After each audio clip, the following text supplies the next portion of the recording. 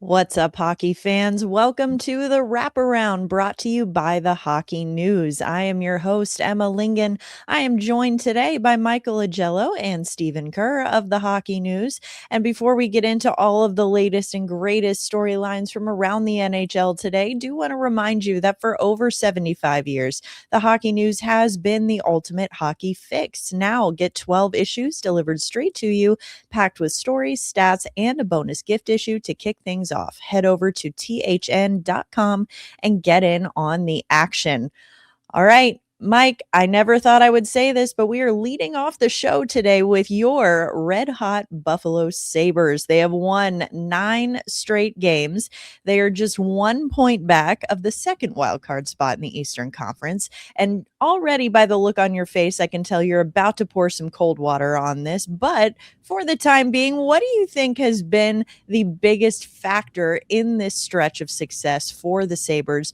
Can it be sustainable heading into the new year? What do you think? Well, I think the biggest reason has been sort of balanced scoring. They're not depending solely on Tage Thompson to score a ton of goals. They're not depending solely on Rasmus Dahlin to generate offense from the blue line. Bowen Byram and Matthias Samuelsson, which is shocking. He had 7 career goals going into this season. He has 6 this year, so it's sort of an aberration. But, if you look at the game that they won on Monday against St. Louis, Noah Ostlund, their first-round pick from a couple years ago, he scored a goal. Zach Benson, Alex Tuck. They're getting goals from players other than Thompson. And Josh Norris coming back and being playing a top 6 role at center, I think has helped them dramatically. And they're getting good goaltending too from Alex Lyon mostly. But do I think it's sustainable? Well, no, because a team that wins 9 in a row, this is the apex. This is everything is going right. They're playing well defensively, they're playing well offensively, they're getting timely saves. Everything is going right. It's whether they can maintain a over 500 record the remainder of the season. I mean, they won 9 in a row and they're still not in a playoff spot. So that should be indicative of the fact that there's still a lot of the mountain to climb. I think they have a better chance to make the playoffs now than they did 2 weeks ago. But do I think that they can sustain the winning streak? No, they're going to lose a game. They're going to lose games. It's just whether they can be more consistent in the second half of the season to challenge for a playoff spot. Stephen, giving more of an outsider's perspective here, from the outside looking in, what do you like about what Buffalo's been able to do for these last 9 games, and how sustainable do you think it's going to be? Well, Mike may be right. If this were the last part of the season and they were doing this, I'd say, hey, they're peaking at just the right time. But there's so much time left. They are just 1 point back of the second wild card spot in the Eastern Conference. But yeah, as tough as the East is, it's probably going to be difficult for them. But hey, Buffalo has had such a drought of good times. You could probably count on one hand the number of times we've said, hey, the Sabres are doing something great, on this podcast. But for me, you can't go on a run like this without stellar goaltending. And Mike mentioned Alex Lyons, but they've had one of the top save percentages in the NHL since the beginning of the streak, getting key players, like Norris, and he mentioned, and Benson and Kesselring back is a key.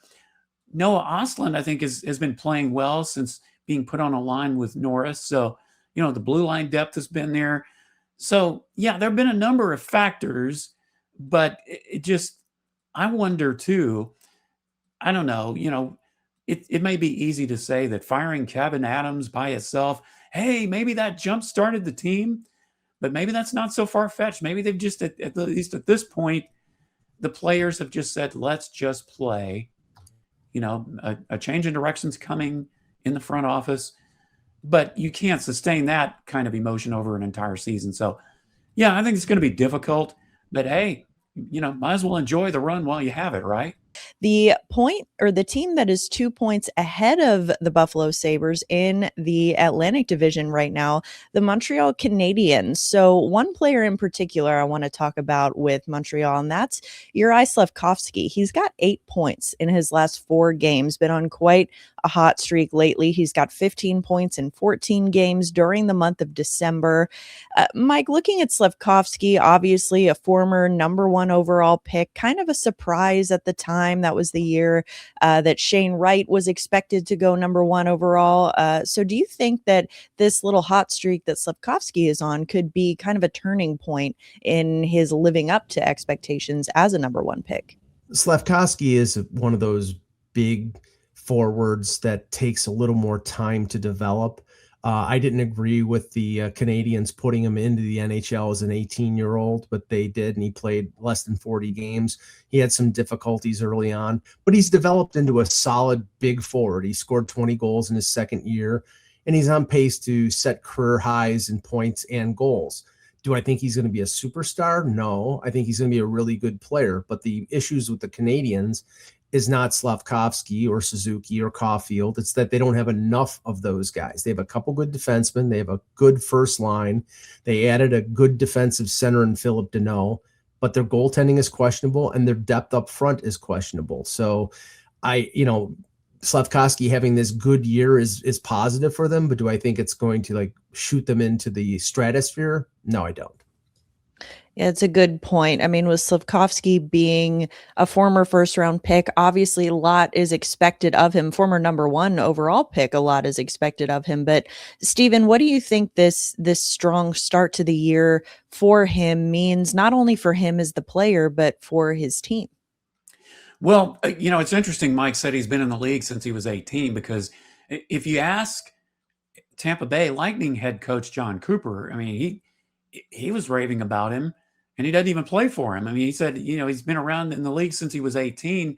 Seems like he's been around forever, and then he can really shoot. And yes, he does have quite a shot. He had a one-timer from the slot that tied the game against Tampa Bay, like with 4 seconds to go. And yeah, they lost in the shootout. But yeah, I just think he also does the little things well. I think that's something that will help him if the scoring starts going south.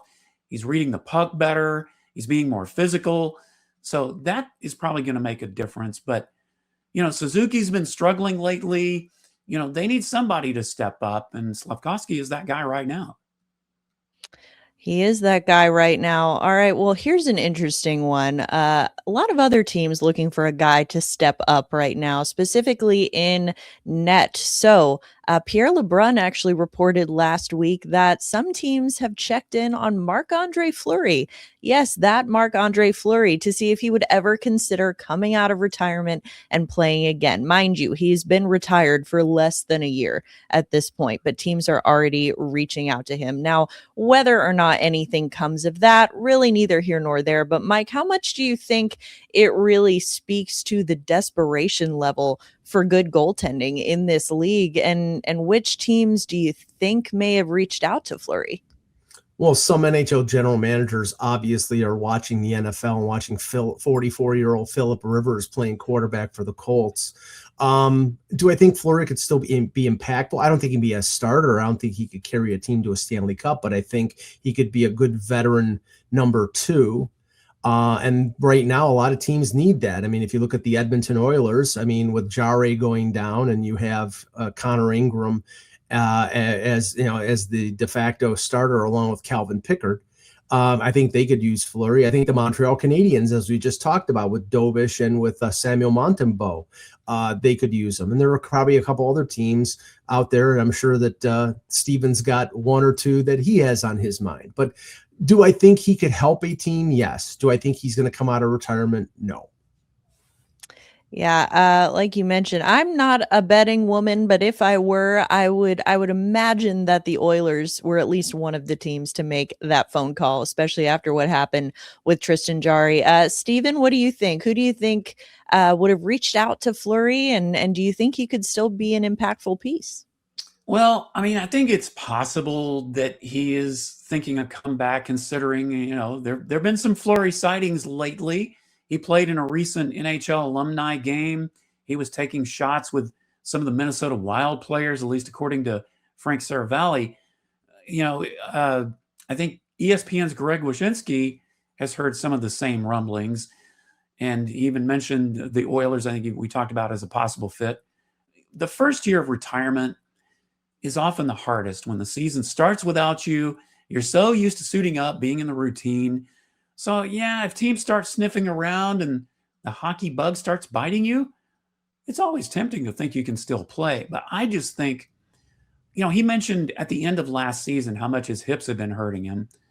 With his age, a long layoff, plus him having those sore hips in the past, I think it would take some time for him to be in the kind of game shape that a team would need to make a difference. Like, I know we'll get to the Carolina Hurricanes, but, they've got a goaltending issue now.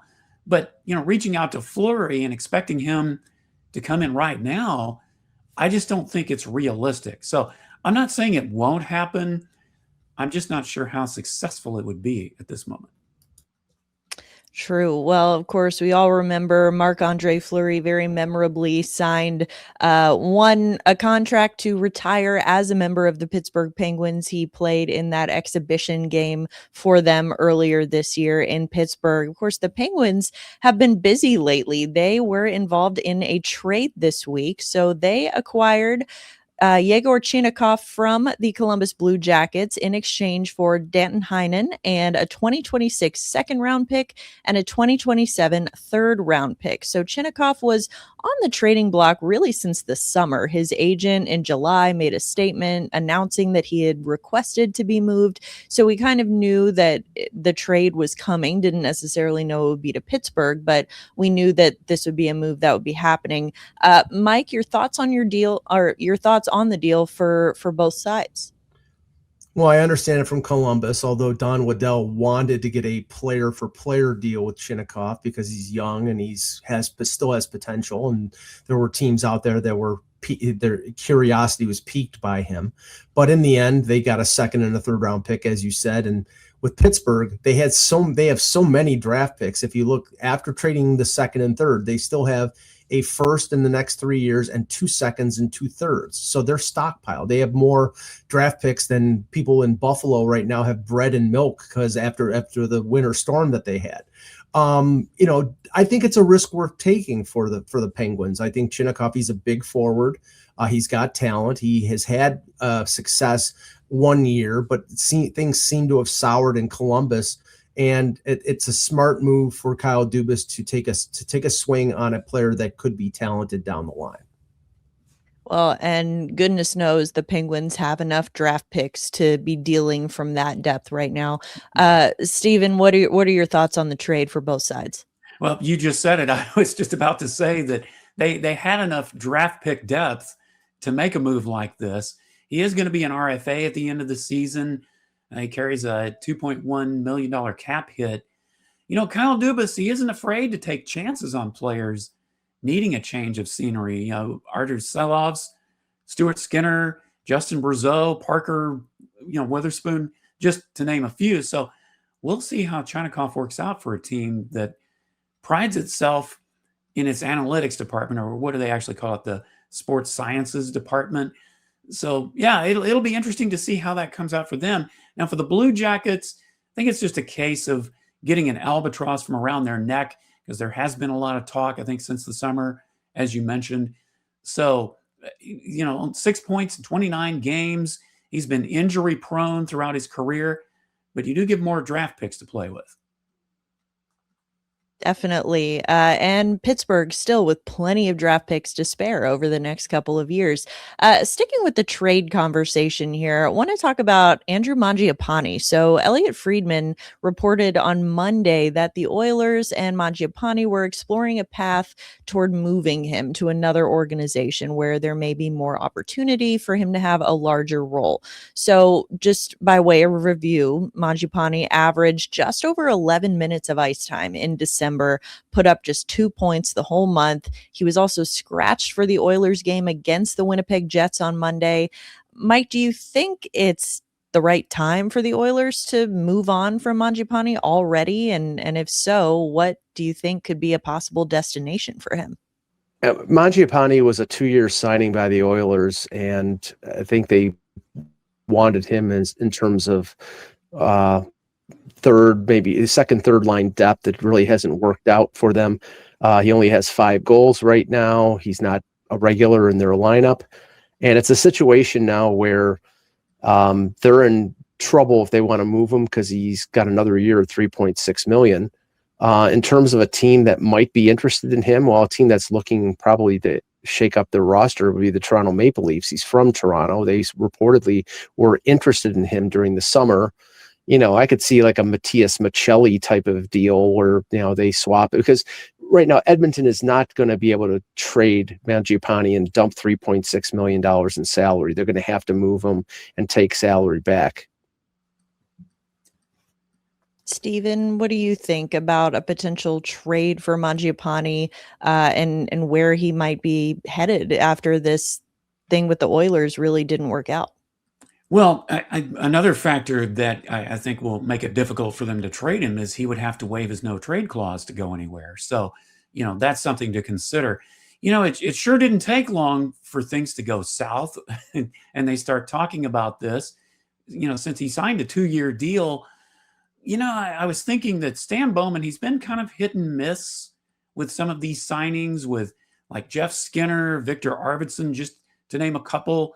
He's obviously gotten some right, but when a player starts being healthy scratched the way Mangiapane has, and, you start hearing this kind of thing, I think, something may happen eventually, but again, you got the no trade clause to think about. Our own Michael DeRosa, I know, writes for several sites here for the Hockey News. He had a couple of intriguing targets. The Bruins and Michael's own Buffalo Sabres, who we just talked about. Each of those teams is headed in different directions, of course, with the Bruins faltering and Buffalo riding high. So the expectations would be different. But again, I just don't see anything happening, at least anytime soon, with a trade. Well, another area, sorry, Eric, you're going to need to edit that. Okay. Well, another team that has been having some issues of late, definitely not a short list of issues, is the Vancouver Canucks. And they actually healthy scratched Jake DeBrusk on Monday in their game against the Seattle Kraken. And while it doesn't seem like a trade is necessarily imminent there with DeBrusk, DeBrusk did say on Sunday at practice, it's embarrassing. I'd be wrong if I was saying I'd be pissed off right now, but I understand and I need a jolt too. Obviously, I haven't been good enough. So, of course, he's got 17 points in 37 games. Mike, what do you make of this situation with DeBrusk? Do you think it's going to be a one-off, or the Canucks could end up, being involved in more drama again, just like we saw last year? Well, drama just seems to follow the Canucks. With DeBrusk, he scored 28 goals last year. I think he's a good player. I've seen him a long time with the Boston Bruins. Clearly, he's slumping right now. He's probably fighting it. Sitting a player for a game, obviously he's aware of the situation. Maybe that shakes things up. But I think eventually, he's on pace right now to score less than 20 goals. That's not what they expected out of him. I think, sitting him and then him sort of maybe, them maybe shaking the cobwebs out of his brain will get things going. He's a good player. I think he's going to get going. Stephen, what do you think? Well, the last thing that Vancouver needs right now is more drama, certainly. They finally got the Quinn Hughes monkey off their back. But, he was healthy scratched for the first time since signing that 7-year deal, which was prior to 2024-25. So, I think it's been a little bit of a much ado about nothing regarding a trade. Some insiders like Elliot Friedman, they don't think a trade is inevitable just yet. And I tend to agree. I think, they had a sit down with the coaching staff, DeBrusk did. So maybe he just needs to clear his head, get over being pissed off, as he said he was publicly. So, yeah, his biggest issue to me is he's a streaky player. So let's just see if this will jumpstart him.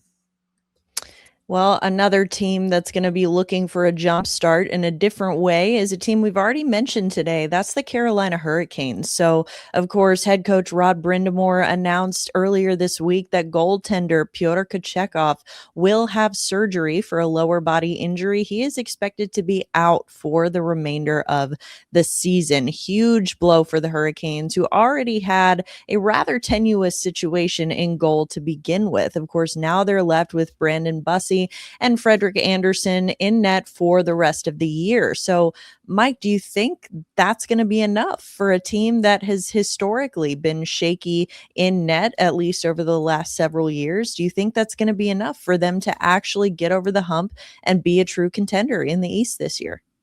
If somebody would have said that the savior of the Carolina Hurricanes was Brandon Bussi at the beginning of the year, I would have laughed, because I didn't know who Brandon Bussi was. He has one loss. He has one regulation loss this season. If you look at their goaltending situation, last year they depended on Kochetkov to be sort of the innings eater, sort of the guy who would play a lot of games. But when it came down to the playoffs, they went with Freddie Andersen. Freddie Andersen has been brutal this year. He has been terrible. And they've had to rely on Bussi, and Bussi has been up to the task. But do I think that they can go through the year with Brandon Bussi being the number one goalie? I don't think so. I think they're probably going to need to go out and get themselves another goaltender. Maybe they call Antti Ranta. Maybe they beg Marc-Andre Fleury. Who knows? But I think they need another goalie. Yeah, this is a team that we were talking about, even with a healthy Kochetkov and a prime Freddie Andersen, that still could have used some help in goal. So, Stephen, what do you think this means for the Hurricanes and their chances to come out of the East this year? Well, they're definitely going to have to go for some depth. I mean, Kochetkov is becoming quite familiar with the IR. What is this, his third stint already this season? One other time, before this that I know about. I saw where our Canes beat reporter for the Hockey News was saying that Kochetkov practiced on Sunday. It didn't seem to indicate that anything was wrong. So this kind of came out of the blue. But at any rate, yeah, they're going to have to explore some depth options. Andersen hasn't played well this season. I think he has a .886 save percentage. Bussi has a .208 GAA. I mean, 911 save percentage. He's played 15 games. Is he ready for a number one role? Well, right now he has to be, because obviously, you can't depend on Andersen to be reliable. So, yeah, I think this is definitely a blow, especially because it seemed to have come out of the blue. They're going to have to go look at some options here, and pretty quickly. Yeah, Bussi has definitely been a blessing for this Hurricanes team, but still untested over a long period of time. So we'll have to see what happens there. Of course, if you want to read more about the Carolina Hurricanes or any of the other teams or topics that we've talked about today, please head over to the Hockey News. It's been the go-to for all things hockey since 1947. 12 issues packed with game and player insights, plus a free issue to start. It's a must-have for any fan. Head to thn.com/free and grab your subscription today. That's going to do it for today's episode of The Wraparound. Thank you so much for tuning in and talking some hockey with us. We really do appreciate it. We'll be back with an all-new episode on Thursday. For Michael Augello and Stephen Kerr, I'm Emma Lingan, and we will see you next time.